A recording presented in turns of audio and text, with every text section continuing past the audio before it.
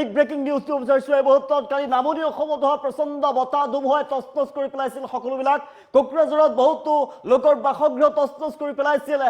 হঠাৎ কালৰূপ ধাৰণ কৰি একেবাৰে তছনছ কৰি পেলাইছিল। বহুতৰ বাসগৃহ হাহাকাৰ অৱস্থায় বিৰাজ কৰিছিল। এতিয়া ক্ষতিগ্ৰস্ত লোকৰ বাসগৃহত উপস্থিত হৈছে বিধায়ক ৰবিৰাম নাৰ্জাৰী আৰু BTC চৰকাৰে সহায়ৰ হাত আগবঢ়াব বুলি প্ৰতিশ্ৰুতি প্ৰদান কৰিছে আৰু খবৰ লৈছে বিধায়কগৰাকীয়ে। অৱশ্যে জনাইছোঁ বিগ ব্ৰেকিং মুহূৰ্তত জনাইছোঁ কোকৰাঝাৰত হাহাকাৰ অৱস্থায় বিৰাজ কৰিছিল। ধুমুহাত ক্ষতিগ্ৰস্ত পৰিয়াললৈ BTC চৰকাৰে সাহায্য প্ৰদান কৰিব আৰু BTC চৰকাৰৰ হৈ সহায়ৰ হাত আগবঢ়াবলৈ ৰবিৰাম নাৰ্জাৰী উপস্থিত হৈছে। সমস্ত ক্ষতিগ্ৰস্ত অঞ্চল পৰিদৰ্শন কৰিছে বিধায়কগৰাকীয়ে। প্ৰতিটো ক্ষতিগ্ৰস্ত পৰিয়ালক সাহায্য দিয়াৰ বাবে প্ৰস্তুত কৰা হৈছে তালিকা।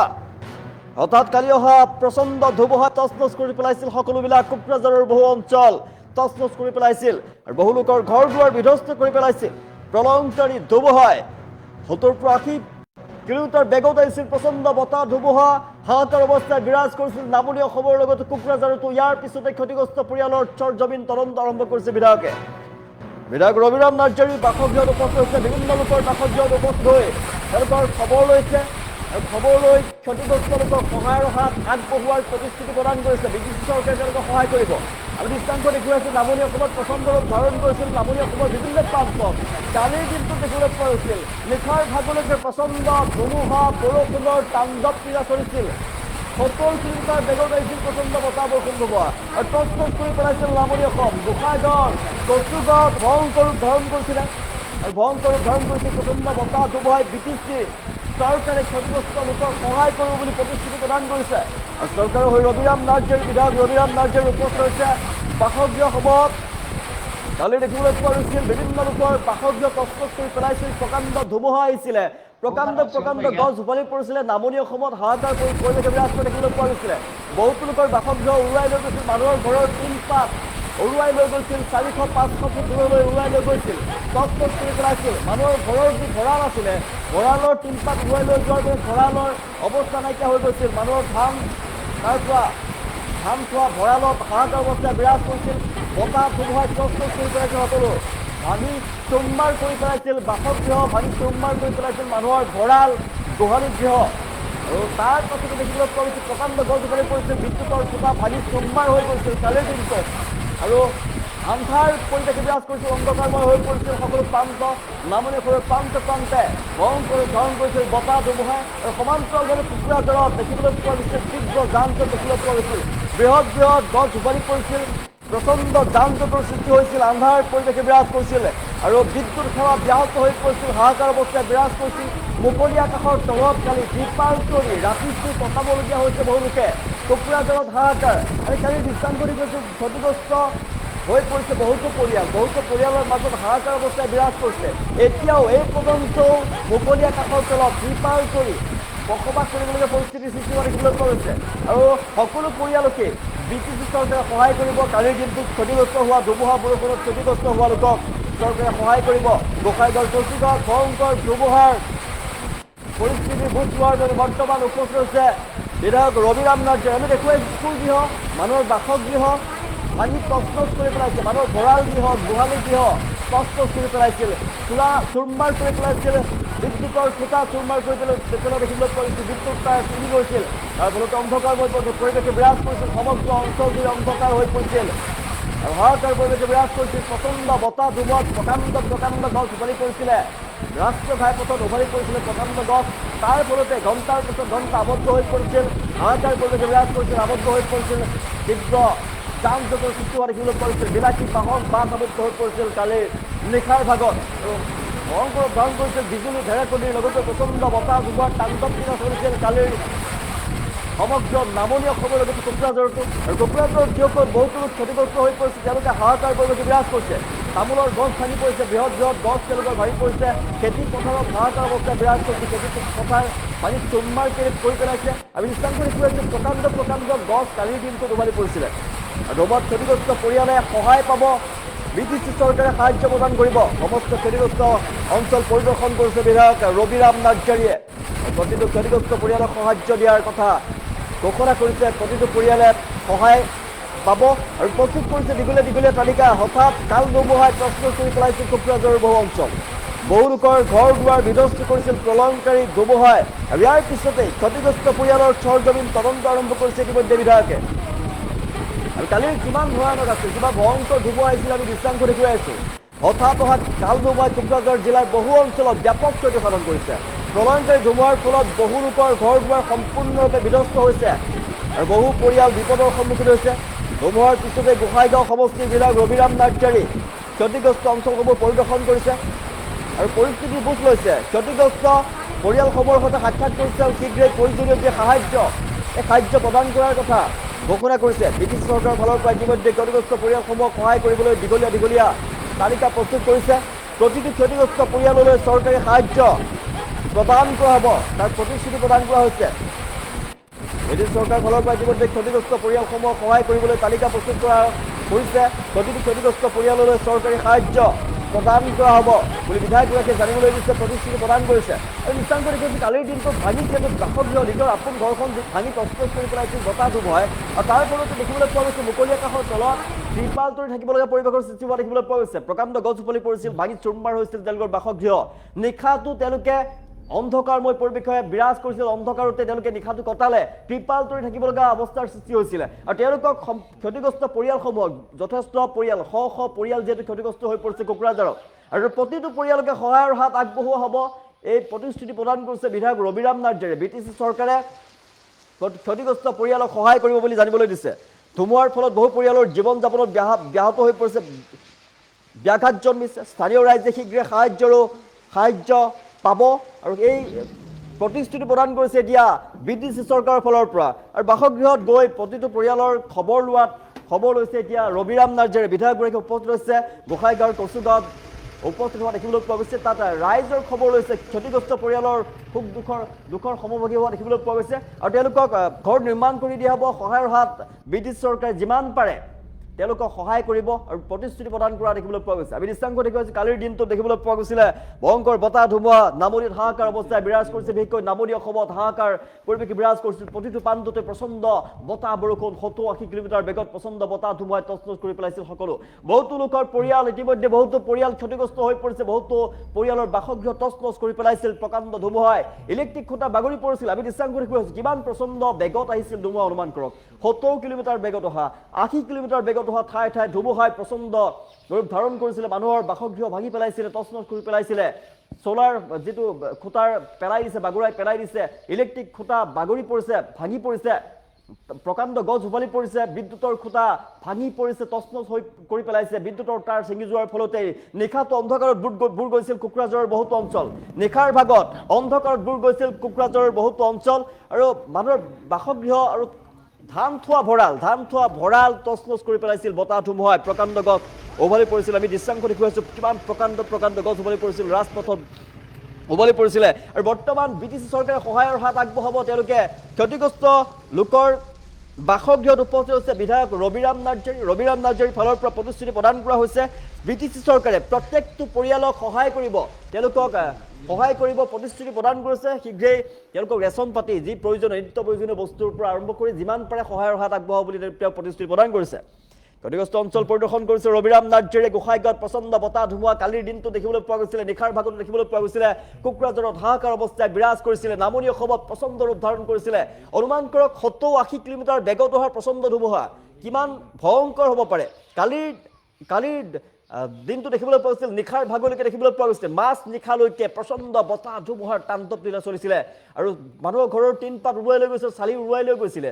তাৰ ফলতে মুকলি আকাশৰ তলত কালি নিশাটো কটাবলগীয়া পৰিৱেশৰ সৃষ্টি হৈছিল। অনাহাৰে অনিদ্ৰাৰে মানুহে দিন কটাইছে কোকৰাঝাৰত।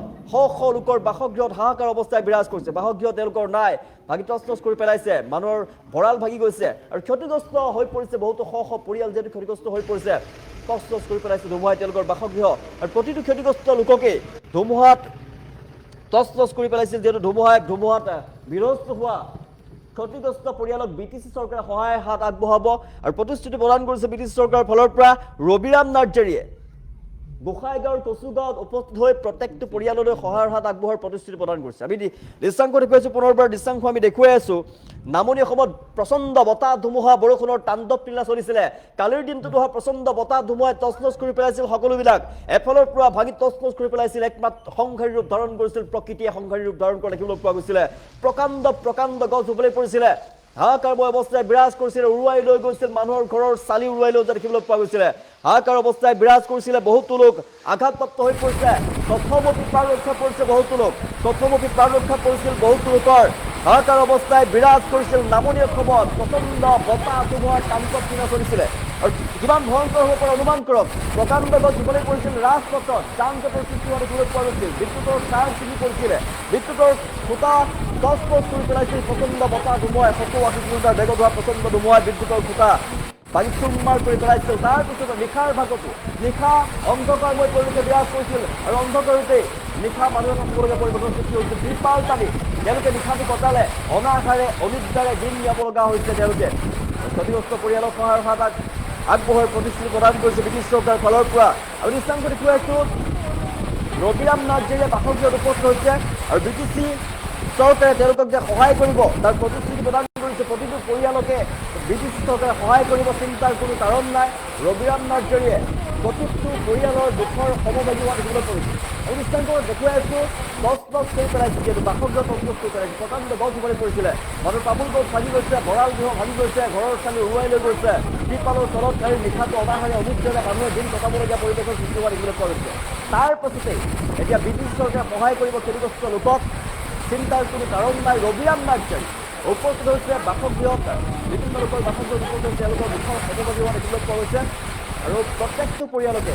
যিমান পাৰে যি নিত্য প্ৰয়োজনীয় বস্তু সেই প্ৰস্তুতিৰ উপৰিও যিমান পাৰে সহায়ৰ হাত আগবঢ়াবলৈ প্ৰতিটো পৰিয়ালকে তেওঁলোকে প্ৰতিশ্ৰুতি প্ৰদান কৰা দেখিবলৈ পোৱা গৈছে প্ৰচণ্ড বতাহ ধুমুহাৰ তাণ্ডৱ লীলা নামনি অসমত বিস্তৰ ক্ষতিসাধন হৈছে প্ৰচণ্ড বতাহ ধুমুহাই তছনছ কৰি পেলাইছিল সকলো কালি তাণ্ডৱ ধাৰণ কৰিছিল ৰুদ্ৰমূৰ্তি ধাৰণ কৰিছিল নিশালৈকে নিশালৈকে দেখিবলৈ পোৱা গৈছিল ৰুদ্ৰমূৰ্তি এফালৰ পৰা সংঘাৰী ৰূপ ধাৰণ কৰিছিল বিধ্বস্ত কৰি পেলাইছিল ধুমুহা বৰষুণৰ তাণ্ডৱ লীলা চলিছিলে আৰু ইমান বেগত আহিছিল প্ৰচণ্ড ধুমুহা ৭০-৮০ কিলোমিটাৰ বেগত হোৱা প্ৰচণ্ড ধুমুহা আপুনি অনুমান কৰক কিমান ভয়ংকৰ হ'ব পাৰে মানুহৰ ঘৰৰ চালি উৰুৱাই লৈ গৈছে ৫০০-৬০০ ফুট দূৰলৈ মানুহৰ বাসগৃহ ভাঙি তছনছ কৰি পেলাইছে হাহাকাৰ অৱস্থায় বিৰাজ কৰিছে প্ৰকাণ্ড গছ উভালি পৰিছে প্ৰকাণ্ড গছ পুৰণি গছ উভালি পৰা দেখিবলৈ পোৱা গৈছিলে হাহাকাৰ অৱস্থায় বিৰাজ কৰিছিলে বহুতো লোক কথমপি প্ৰাণ ৰক্ষা পৰিছে বহুতো লোকৰ আৰু কেইবাগৰাকীও লোক বহুতো লোক ক্ষতিগ্ৰস্ত বহুতো লোক আহত হৈ পৰে কালি গুৰুতৰভাৱে আহত হৈ পৰিছিল বহু লোক নামনি অসমত হাহাকাৰ অৱস্থায় বিৰাজ কৰিছিল কোকৰাঝাৰতো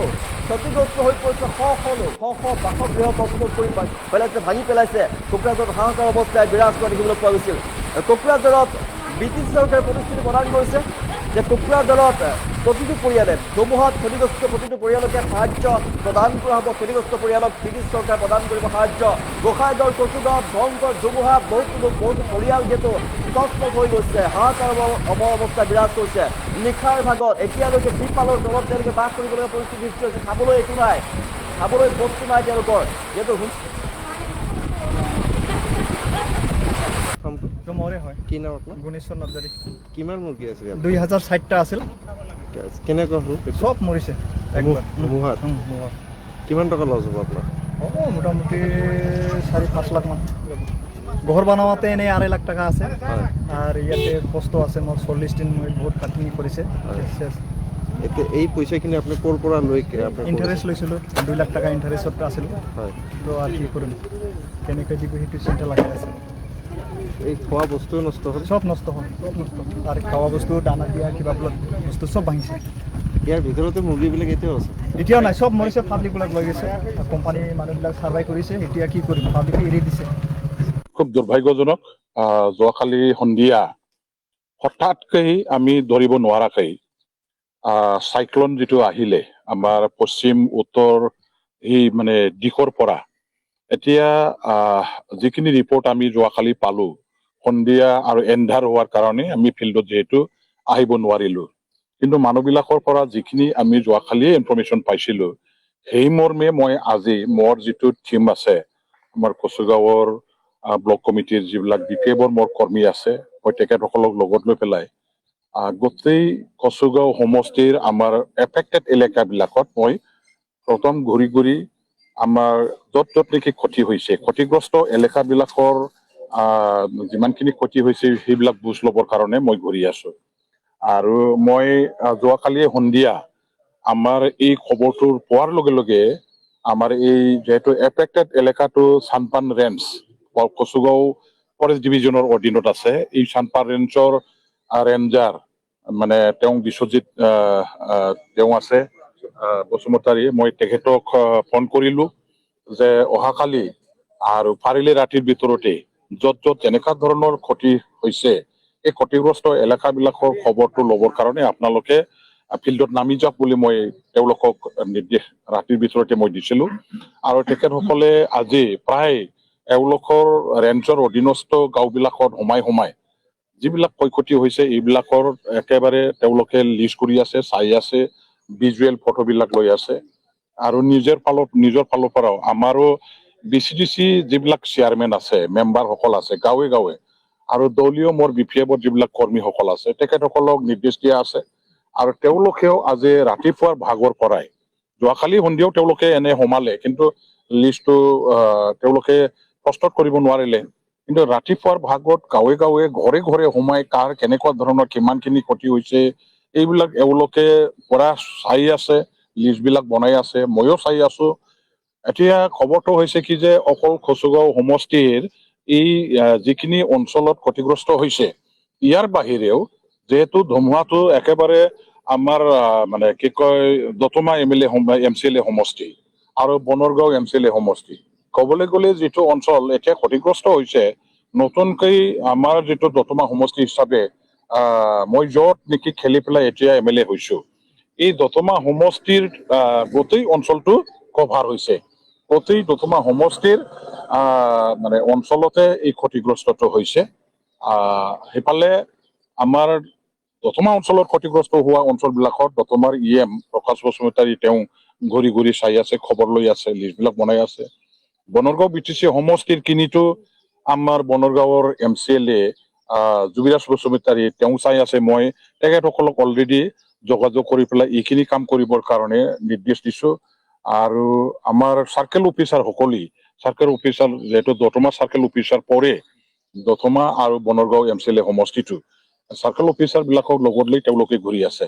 ময়ো অলপ পাছত আকৌ কচুগাঁৱৰ কিনিটো শেষ কৰি পেলাই সেইখিনি গুচি যাম আৰু ক্ষতিগ্ৰস্ত হোৱা ৰাইজৰ সমস্যাবিলাক মই জানিবৰ কাৰণে বুজ ল'বৰ কাৰণে মই নিজে আগুৱাই যাম। এতিয়া কথাটো হ'ল যে ধুমুহাৰ কাৰণে গছ গছনিটো ভাঙিছে, এইবিলাকতো ইয়াৰ কাৰণে এগ্ৰিকালচাৰ আমাৰ ভেটেনাৰী ডিপাৰ্টমেণ্ট তেখেতসকলে চাইছে জীৱ জন্তু কিমান ক্ষতি হৈছে, গছ গছনি কিমান ক্ষতি হৈছে। ফৰেষ্টৰ ৰেঞ্জাৰ সকলেও এতিয়া চাই আছে, যিহেতু কচুগাঁও অঞ্চলটো প্ৰায়ভাগ ফৰেষ্ট ডিপাৰ্টমেণ্টৰ আণ্ডাৰত পৰে। তেওঁলোকে লিষ্ট প্ৰিপেয়াৰ কৰি পেলাই গভৰ্ণমেণ্টৰ ওচৰত মানে জমা দিব যে ক্ষতিগ্ৰস্ত হোৱা মানুহখিনিক কি দিব পৰা যায়। ইমিডিয়েটলি দিব লগা হোৱাটো হ'ল যে মানে জিআৰ দিয়াৰ কথা, এইটো আমি ভাবিব লাগিব যে গ্ৰেচুইটি ৰিলিফ যিটো কোৱা হয়। ঘটনা হোৱাৰ মানে পাছতেই ইমিডিয়েটলি মানুহখিনিক আমি যাতে টেম্পৰাৰিলি তেওঁলোকে থাকিবৰ কাৰণে সুবিধা হয়, তিৰপালৰ ব্যৱস্থা আমি তাৎক্ষণিকভাৱে কৰিব লাগে। আৰু মানুহবিলাকৰ এতিয়া হাজিৰা মুজিৰা লেবাৰ কৰি কষ্ট কৰি ডেইলি কামাই কৰি খোৱা মানুহ আছে, এখেতসকলে ঘৰ বাৰী ধ্বংস হোৱাৰ কাৰণে ফিল্ডত এতিয়া যাব নোৱাৰা হৈ গ'ল, পইচা কামাই কৰিব নোৱাৰা হৈ গ'ল। এই মানুহখিনি কি খাই থাকিব এতিয়া? ইহঁতক সোনকালে আমি ৰেচনৰ ব্যৱস্থা কৰিব লাগিব। কিছুমান অসুখ আছে যিবিলাকে এতিয়া বজাৰৰ পৰা দৰৱ পাতি কিনিব নোৱাৰে, এই সকলক দৰৱ পাতি যোগান ধৰিবৰ কাৰণে হেল্থ ডিপাৰ্টমেণ্টে ফিল্ডত নামি এখেতসকলৰ কাৰণে কাম কৰিব লাগে। আমাৰ মেডিকেল চাব চেণ্টাৰ যিবিলাক আছে এখেতসকলক সক্ৰিয় কৰিব লাগে। মই জিলা কৰ্তৃপক্ষক কম যে ইমিডিয়েটলি যাতে গ্ৰেচুইটি ৰিলিফটো দিয়াৰ ব্যৱস্থা কৰে। চাউল দাল নিমখ দৰৱ পাতি কাপোৰ কানি আমাৰ তিৰপাল যিখিনি বস্তু লাগে এইবিলাক সোনকালে আজিৰ ভিতৰত দিয়াৰ ব্যৱস্থা কৰিব লাগে। আৰু বাকীখিনি আমাৰ মানে পিছত যিটো RJ ৰিলিফ গ্ৰান্ট হিচাপে যিটো পোৱা হয় সেইটোতো পিছত আহিব চৰকাৰৰ ফালৰ পৰা চেংচন কৰি, সেইটো এছেচমেন্ট কৰি পেলাই কাৰ কিমান ক্ষতি হৈছে নহৈছে ইয়াৰ ওপৰত এছেচমেন্ট কৰি আমাৰ মণ্ডল বিলাকেও ৰিপৰ্ট চাবমিট কৰিব, ৰেভিনিউ এলেকা আৰু ফৰেষ্ট এলেকাটো ফৰেষ্ট ডিপাৰ্টমেণ্টে চাবমিট কৰিব। তাৰপিছত এতিয়া আমি BTC গভৰ্ণমেণ্ট হিচাপে মই ইতিমধ্যে BTC চিফ ডাঙৰীয়া দিবক মেছেজখিনি পঠিয়াই দিছো যে যিবিলাকৰ ঘৰ বাৰী এতিয়া ধ্বংস হৈছে, এতিয়া টিন পাতবিলাক উঠুৱাই লৈ গৈ ক'তবা পেলাই দিছে, সেইটো বিচাৰি নোপোৱা হৈছে। আকৌ পালেও সেইটো অচল হৈছে, নচলে। আৰু কিনি পেলাই এই গৰীব মানুহবিলাকৰ কাৰণে এতিয়া সোনকালে বনোৱাটো অসম্ভৱ। গতিকে আমাৰ BTC গভৰ্ণমেণ্টৰ ফালৰ পৰা যাতে টিন পাত দিয়াৰ ব্যৱস্থা যাতে ইমিডিয়েটলি আমি কৰিব পাৰো 2 দিনৰ ভিতৰতে, ইয়াৰ কাৰণে শিৱ ডাঙৰীয়া দেৱক মেছেজখিনি দিয়া হ'ল। আৰু তেখেতে সেই দিশতে এতিয়া গোটেই লিষ্টটো প্ৰস্তুত কৰিবৰ কাৰণে আমালৈ এটা নিৰ্দেশ জাৰি কৰিছে। আৰু মই নিজে এই গোটেইখিনি ফিল্ডত ভিজিট কৰি চোৱা চিতা কৰাৰ পাছত ক্ষয়ক্ষতিটো কিমান হৈছে নহৈছে সেইবিলাক বুজ লোৱাৰ পাছত গোটেই লিষ্টটো লৈ মই তেখেতৰ লগত বহি ইমিডিয়েটলি এই সকলক আমি কাপোৰ কানি, টিনৰ ব্যৱস্থা, খোৱা মানে লোৱা নানান ধৰণৰ যিবিলাক বস্তু আমি বিলাব লাগে বা দিয়াৰ প্ৰয়োজন আছে, সেইখিনি যাতে আমি 2 দিনৰ ভিতৰত যাতে কৰিব পাৰো, আমাৰ ফালৰ পৰাও BTC গভৰ্ণমেণ্টৰ ফালৰ পৰাও সেইখিনি আমি ঠিক কৰিম। আৰু ৰিলিফ বিভাগটো যেটো এতিয়াও অসম চৰকাৰৰ হাততে আছে।